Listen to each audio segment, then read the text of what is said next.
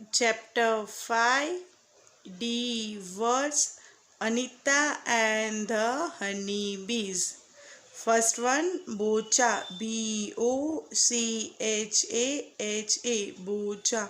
तो बच्चों बोचा क्या है? It's a name of a village. Second one is district DISTRICT. District मतलब होता है जिला. Third one is graze GRASED. Grazed. Graze मतलब कि चराना. Fourth one peeped PEEPED. Peeped मतलब कि झाँकना. Fifth one education EDUCATION. Education. Education मतलब शिक्षा. Sixth one litchi LITCHI. Litchi is a name of a fruit. Seventh one beehives BEEHIVES. beehives का मतलब होता है मधुमक्खी का छत्ता. एथ one orchards ORCHARDS. Orchards. Orchard मतलब कि बगीचा. Ninth one nectar NECTAR. Nectar. Nectar का मतलब होता है बच्चों फ्लावर होते हैं उसमें से जो जूस निकलता है उसे क्या कहते हैं? Nectar. Tenth one is syrup SYRUP. Syrup. Syrup मतलब होता है शरबत. Chapter 5 Anita and the honey बीज. बच्चों ये चैप्टर नंबर 5 आज है जिसका नाम है अनीता एंड द हनी बीज. तो let's start. My name is Anita Kushwaha. तो मतलब कि मेरा नाम है अनीता खुशवाहा. अनीता नाम की गर्ल है उसके बारे में ये स्टोरी है. I live in बोचा village. कि मैं बोचा विलेज में रहती हूँ. This is in Muzaffar district in Bihar. की विलेज कहाँ पर आया है? मुज़फ़्फ़र नाम का डिस्ट्रिक्ट है. कौन से स्टेट में? बिहार स्टेट है वहाँ पर ये आया गया है. I stay with my parents and 2 younger brothers. कि मैं अपने पेरेंट्स मतलब कि मम्मी डैडी के साथ रहती हूँ. And younger brothers. Youngest brother मतलब होता है छोटे भाई. I study in college. कि मैं कॉलेज में पढ़ाई करती हूँ. Beside studying I teach young children. कि मैं कॉलेज भी करती हूँ और उसके साथ साथ मैं यंग चिल्ड्रन मतलब कि छोटे बच्चों को पढ़ाती भी हूँ. आई ऑल्सो कीप हनी बीज. कि मैं हनी बीज भी रखती हूँ. All this has not been easy for me. ये सब कुछ करना मेरे लिए इतना आसान नहीं था. When I was young I use to spend all my time with my goats as they grazed for food. कि when I was young कि जब मैं छोटी थी I used to spend all my time. कि मैं अपना पूरा टाइम किस में बिताती थी? My goats they grazed the food. कि अपने गोट के साथ बिताती थी. गोट को चराने में मेरा पूरा दिन चला जाता था. I always wanted to go to school but my parents did not like the idea of girls going to school. कि I always wanted to go to school. कि मुझे हमेशा स्कूल पर जाना था. But my parents. लेकिन मेरे parents को ये आइडिया अच्छा नहीं लगता था. क्या अच्छा नहीं लगता था? Idea of going to school. की उनके पेरेंट्स को अनीता के पेरेंट्स को ये अच्छा नहीं लगता था कि गर्ल्स होती है वो स्कूल में जाकर पढ़ाई लिखाई करें.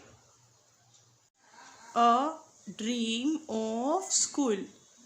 One day I peeped into the school in our village. कि one day I peeped into the school. कि एक दिन मैंने अपने गाँव में जो स्कूल है वहाँ पर पिप्ड किया. पिप्ड मतलब कि जाकर देखा. I could not stay away. कि मैं उससे दूर नहीं जा पाई. I silently went and sat down behind the children. मैं silently वहाँ पर बच्चों के पीछे क्लास में बैठ गई. I felt so happy. कि मैं बहुत उस दिन खुश हुई. I went home and picked up courage to talk to my parents about going to school.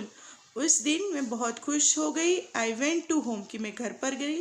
and picked up courage. picked up courage मतलब कि मैंने courage मतलब कि हिम्मत जुटाना. हिम्मत करके I talked to my parents. कि मैंने अपने पेरेंट्स से बात की कि about going to school. कि मुझे भी स्कूल पर जाना है.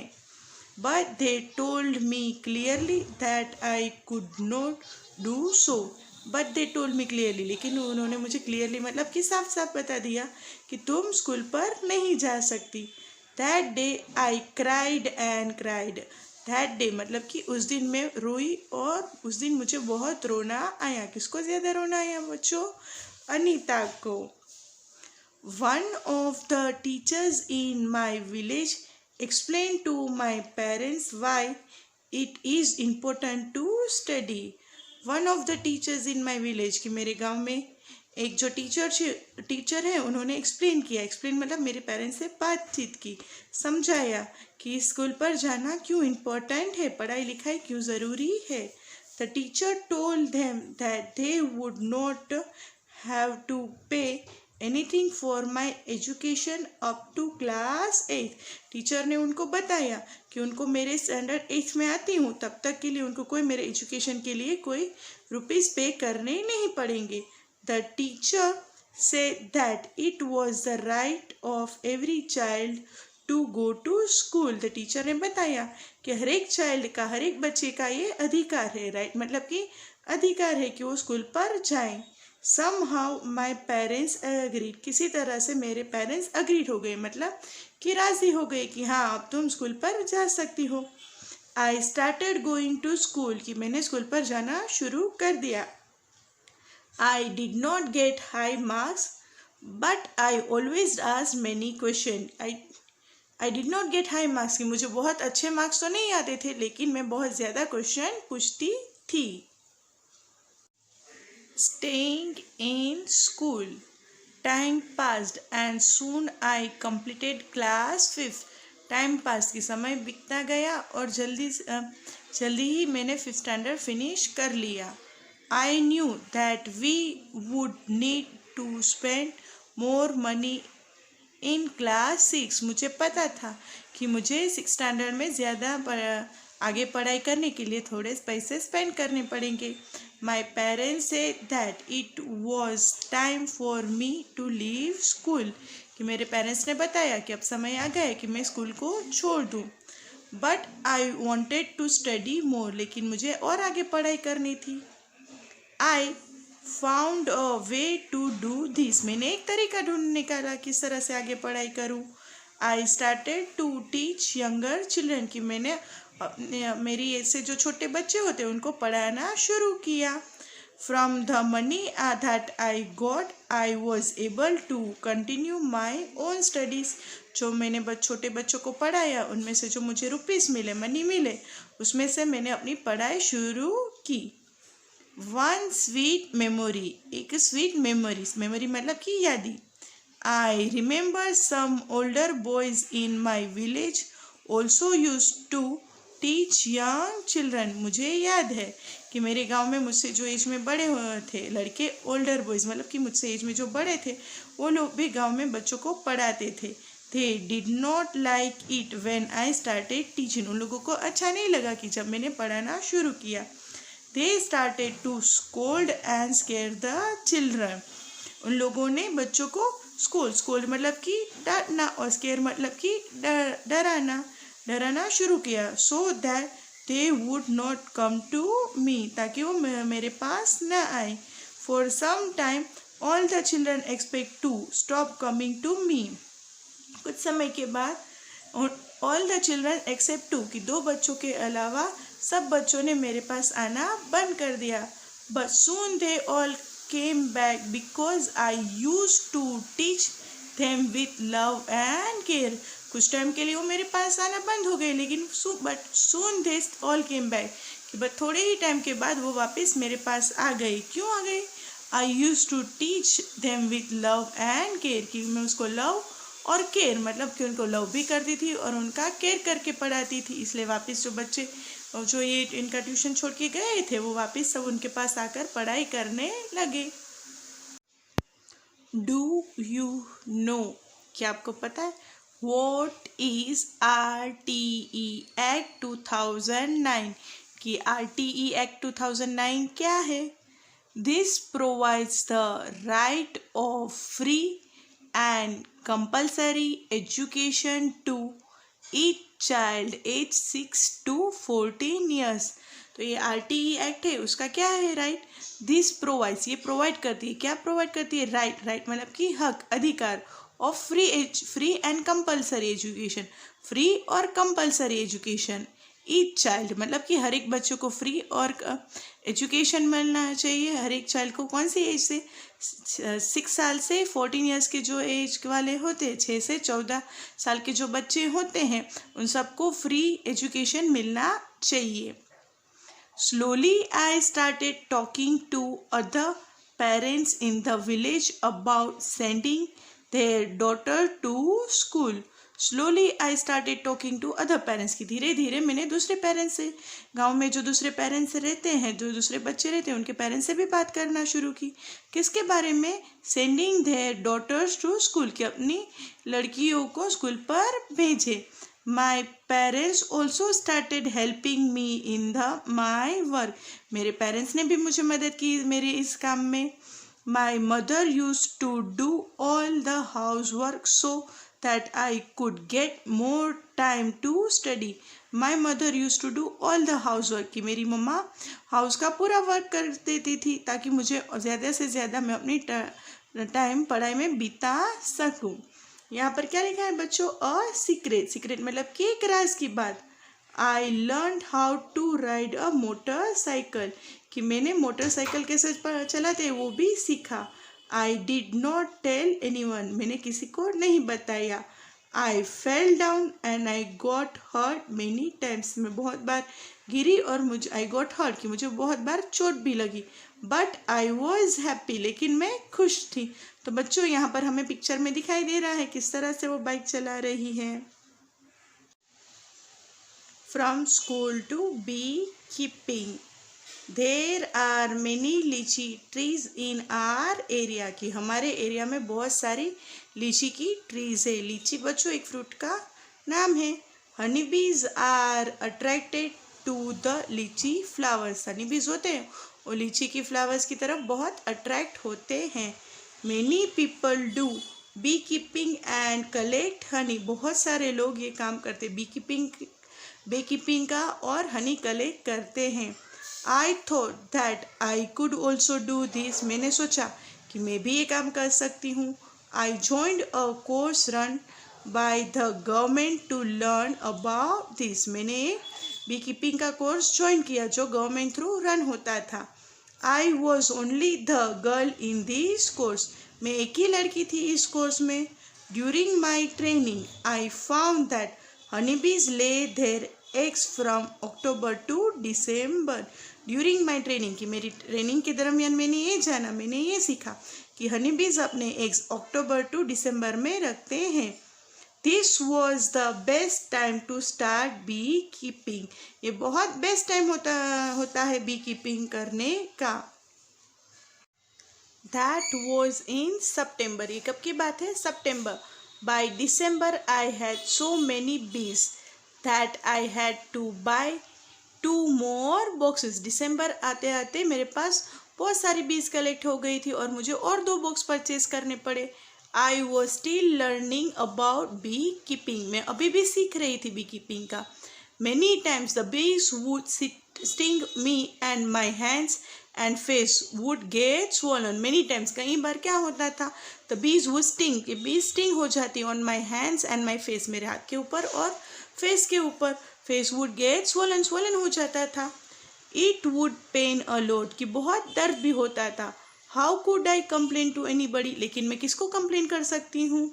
आई myself had decided to do this work, I myself, कि मैंने खुद डिसाइड किया था कि मैं ये काम करूँगी। उसके बाद है find out, what do people in your area put on the part of the body where the bees has stung, आपके एरिया में जो लोग रहते हैं उनको जब ये हनी बीज स्टंग हो जाती है तो क्या करते हैं। सेकेंड वन क्या लिखा है? Draw a picture of a honey be in your notebook, कि हनी बी का पिक्चर ड्रॉ कीजिए अपनी नोटबुक में। Colour it and give it a name, उसको कलर कीजिए और उनको एक नाम दीजिए। उसके बाद का पैराग्राफ क्या है बच्चों? The lychee trees come to flower in February, कि लीची ट्री में फ्लावर फेब्रुआरी में आते। I put all my 4 boxes near the lychee और सास, कि मैं अपने 4 बॉक्स, चारों के चारों बॉक्स कहाँ पर रख देती हूँ? लीची के और चार, मतलब कि बाग होता है, गार्डन होता है। I got 12 kilograms of honey from each box. मुझे हर एक बॉक्स में से कितना मिला? 12 kilogram. I sold this Honey in the market, कि मैंने ये हनी कहाँ पर बेचा? मार्केट में बेच दिया। This was my first earning from my बीज, ये मेरी फर्स्ट अर्निंग थी जो कहाँ से मिली मुझे? बीज में से। नाउ आई हैव 20 बॉक्सेस, अब मेरे पास 20 बॉक्सेस है। What will be the total cost of अनीता's 20 box, कि अनीता के ये 20 बॉक्स का कितना कॉस्ट होता है बच्चों? आपको ये फाइंड आउट करना है। Becoming a beekeeper, I completed my beekeeping course, कि मैंने अपना बी कीपिंग का कोर्स फिनिश किया। But I did not have money to keep my own bees and start work, but I did not have money, कि मेरे पास पैसे नहीं थे कि अपना मैं ओन बीज रख सकूँ और वर्क शुरू कर सकूँ। I continue to teach and with this time could collect rupees 5,000. I continue to teach and with this time, कि मैंने अपना बच्चों को पढ़ाना कंटिन्यू रखा और उनमें से मैंने कितने रुपीज़ 5,000 कलेक्ट किए।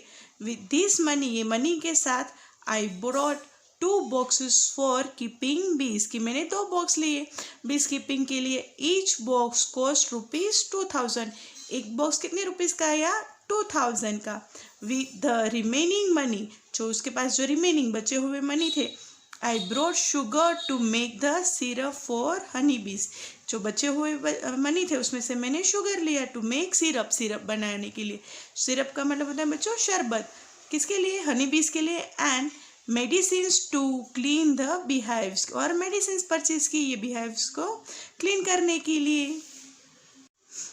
Every day I cycle to my college, हर रोज़ मैं साइकिल लेकर कॉलेज पर जाती हूँ। My college is in the town, की मेरी कॉलेज कहाँ पर है? टाउन में आई हुए 5 किलोमीटर्स अवे, जो ये अनीता का गांव है उससे 5 किलोमीटर्स अवे हैं। When I go to the college my mother prepares the syrup for the bees, जब मैं स्कूल पर कॉलेज पर जाती हूँ तो मेरी मम्मा है ये सिरप प्रिपेयर करती हैं बीज के लिए। My father looks after the bees and takes the honey out of the box. My father looks after the bees, कि मेरे फादर क्या करते हैं? बीज का ध्यान, उसके ऊपर ध्यान देते हैं, लुक करते हैं। And takes the honey out of the boxes, और बॉक्सेस में से हनी निकालते हैं। Now you also know a lot about Anita, बच्चों अब आप बहुत सारी इंफॉर्मेशन आप लोगों के पास आ गई है अनीता के बारे में। Anita is known by everyone in all the villages nearby. Village में आसपास के जो विलेज है वहाँ के सारे लोग, सभी लोग अनीता को बहुत अच्छी तरह से जानते हैं, पहचानते हैं। She goes to all the village meetings and talks about how important it is for everyone to study. वो हर एक विलेज में, आसपास के विलेज में जाती है, वहाँ पर मीटिंग करती है और टॉक मतलब कि बात करती है कि सबको पढ़ाई क्यों ज़रूरी है। Sometimes people make fun of her but Anita knows what she wants to do. Sometimes कभी कभी क्या होता है, लोग उनका फन मतलब कि उनका मजाक उड़ाते हैं, अनीता का मजाक उड़ाते हैं। बट अनीता नोज, लेकिन अनीता को जानती है कि what she wants to do, कि उनको क्या करना है, उसको खुद को क्या करना है। She does exactly what she wants to do, वो वही करती है एग्जैक्टली जो उसको करना होता है। Anita wants to become a wholesaler so that she can help the villagers to get the right price of their honey. Anita wants to become a wholesaler. Anita बनना चाहती है, होलसेलर बनना चाहती है। क्यों होलसेलर बनना चाहती है? So that she can help the villagers, कि वो विलेजर्स को हेल्प कर सके। To get the right price for their honey, उनको सही राइट प्राइस मिले, जो हनी का जो सही प्राइस है, उनकी जो अमाउंट होती है उनको सही प्राइस पर अवेलेबल हो, इसलिए वो होलसेलर बनना चाहती है। Every beehive has one queen bee that lay eggs, हर एक बीहाइव में एक क्वीन बी होती है जो एग्स ले करती है। There are only a few males in the hive, क्यों उसमें मेल्स कुछ ही होते हैं। Few means very, few means कुछ कम होते हैं। Most of the bees in the hive are worker bees. जो ये बीज होती है उसमें हाइव में वो ज़्यादा क्या होती है, वर्कर बीज होती है। These be's verb all day. ये बीज पूरा दिन काम करती हैं।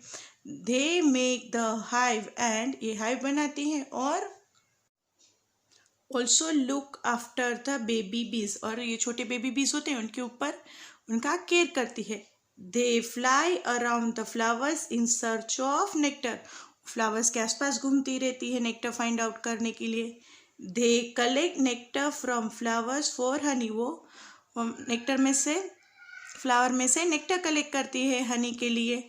When one Bs find flowers. जब एक कोई बी है वो फ्लावर को फाइंड करता है वो क्या करता है, with the nectar it does a special kind of dance. कि वो एक स्पेशल टाइप का डांस करने लगता है। By which the other bees can know where the nectar is. जिससे ये पता चलता है, दूसरे बीज होते हैं उसको पता चल जाता है कि हाँ यहाँ पर नेक्टर है। The worker bees are very important for the hive. जो ये वर्कर बीज होते हैं हाइव के लिए बहुत इंपॉर्टेंट है। Without worker bees there would be neither hive nor any nectar collection. अगर ये वर्कर बीज नहीं है तो क्या होता है बच्चों, नाइदर हैव कि हाइव भी नहीं हो सकता ना नेक्टर कलेक्शन भी पॉसिबल है। ऑल बीज in the hive would go hungry. सारे बीज ये वुड हैं हाइव के अंदर क्या हो जाते हैं, hungry. The male bees have no special role as the workers. the male bees होते हैं उनका कोई स्पेशल रोल नहीं है as the workers. ants live and work together like honeybees. ants भी एक साथ रहती है और honeybees की तरह ही होता है उनका भी काम. the queen ant lay the eggs. जो queen ant होती है वो eggs lay करती है. The soldier ants look after and guard the ants nests. जो soldier ant होती है वो उसको look करती है मतलब ध्यान देखती है, guard करती है किसको, तो ant के nest को. Workers ant are always busy looking for food. जो ये workers ants होती है हमेशा वो busy रहती है food find out करने के लिए and bringing it to the nest और nest तक पहुँचाने के लिए. Termites and wasps also live like this. Termites और wasps है वो भी इस तरह से रहते हैं.